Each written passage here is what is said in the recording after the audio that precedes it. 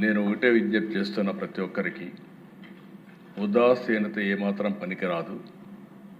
ఒకవేళ కావాలని చేసుంటే ఏదైనా కక్కుర్తిపడి కలుషితం చేస్తుంటే మాత్రం చాలా సీరియస్గా ఉంటాం.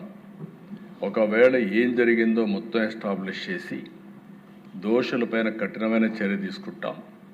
మళ్ళా ఒకసారి విజ్ఞప్తి చేస్తున్న రాష్ట్రంలో ఉండే ప్రతి ఒక్కరు కూడా కల్తీ చేయడం కానీ అడల్ట్రేషన్ రావడం కానీ ప్రజలకు ఇబ్బంది కలిగే విధంగా ఎవరు ప్రవర్తించినా ఈ ప్రభుత్వం ఉదాసీనంగా ఉండదు, చాలా కఠినంగా ఉంటాం. ఆ విషయం గుర్తుపెట్టుకోవాల్సిందిగా మరొక్కసారి హెచ్చరిస్తూ, ఎవరైతే చనిపోయారో ప్రాథమికంగా 4 చనిపోయారు.